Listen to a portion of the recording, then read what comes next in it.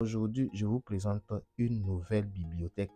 Il s'agit de la bibliothèque JavaScript Threadify. Threadify, ça sert à quoi et ça existe. C'est quoi? Donc, tout juste quand on va directement sur leur GitHub, ils expliquent. Composant de saisie de balises. Transformer un champ de saisie ou une zone de texte en composant tag de manière simple et personnalisable avec d'excellentes performances et un faible encombrement de code et une multitude de fonctionnalités. Vite fait, quand on voit tout en bas, on voit les outils qui ont été utilisés. Vanilla, React. Vanilla, je ne connais pas. Vue et Angular. Voilà, donc les quatre là, ça c'est des frameworks de JavaScript qui ont été utilisés pour pouvoir faire ce composant JavaScript ou bien cette bibliothèque. Alors, sans plus tarder, quand on vient ici, on se rend compte ou bien on comprend ce qu'on attend de la bibliothèque.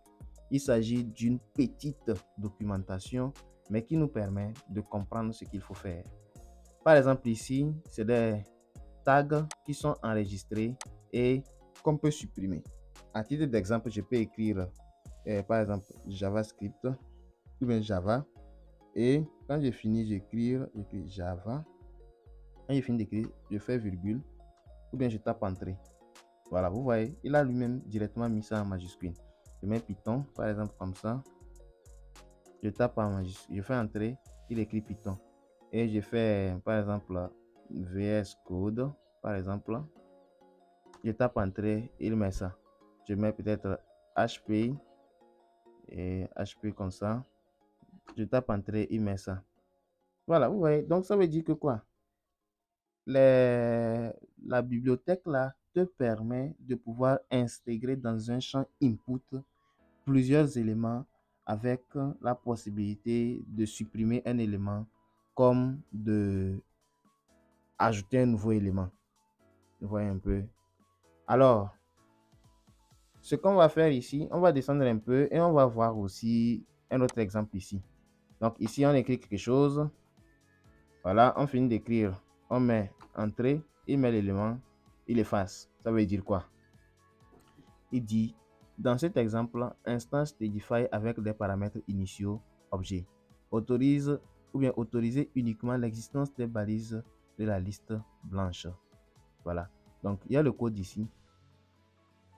Avec le code ici, on voit ce qu'on attend, voilà, de nous.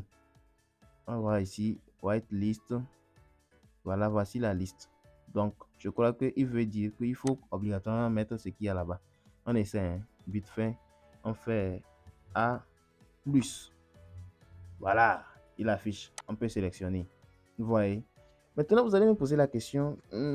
Cette bibliothèque-là, vraiment, je ne trouve pas vraiment son utilité. Je vais vous montrer, les amis. Il y a un géant ici. J'espère que vous savez déjà de quoi je parle. YouTube. Quand tu veux publier une vidéo YouTube là, il y a la possibilité d'ajouter des tags.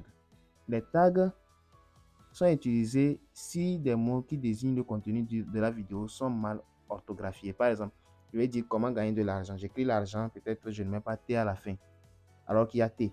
Quand je viens mettre ici argent, argent comme ça, voilà, avec T, et que je mets virgule, voilà.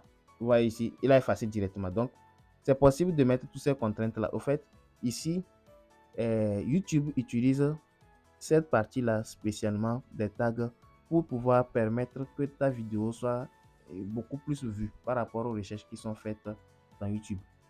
Tu vois? Donc, c'est pour simplement te montrer que cet outil est tellement utile et tellement utilisé que même YouTube s'en sert. Même s'ils n'ont pas utilisé cette bibliothèque, ils ont quand même codé de A à Z la fonctionnalité de la bibliothèque. Ce qu'il faut savoir aussi, c'est que tu peux modifier le CSS pour que ça puisse s'adapter ou bien ça puisse bien marcher, bien patcher avec ton site web. Regarde bien ici. Tu vois que quand on voit ça dans YouTube, on arrive à sentir que ça correspond à l'ambiance de la page. Vous voyez un peu. Donc, ça veut dire que si tu es designer, tu peux personnaliser le CSS là pour que ça puisse correspondre à ce que tu veux. Maintenant, comment s'en servir? Quand vous allez sur cette partie là de GitHub, On descend tout un peu en bas, il y a la partie installation et première option, c'est l'importation depuis le lien CDN. Donc, il vous amène ici. Le lien CDN, vous copiez ces 3 liens-là, vous collez ça dans votre projet et ensuite, vous allez dans votre balise script, vous copiez ceci là, vous collez, vous écrivez votre code, ça marche directement.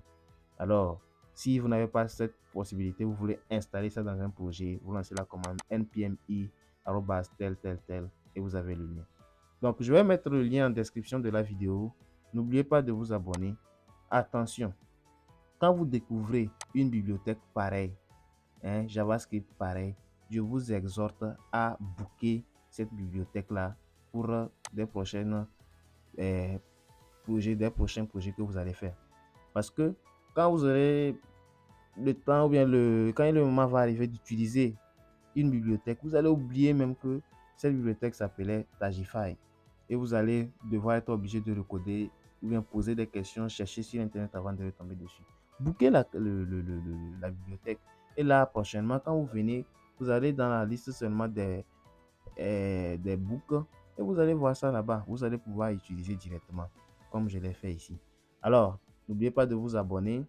Et merci beaucoup à tous parce que aujourd'hui, nous sommes à plus de 1000 abonnés et nos vidéos sont de plus en plus vues. Donc, ça montre que vous êtes intéressés par ce qu'on fait. Je vous remercie infiniment et à plus pour une autre vidéo.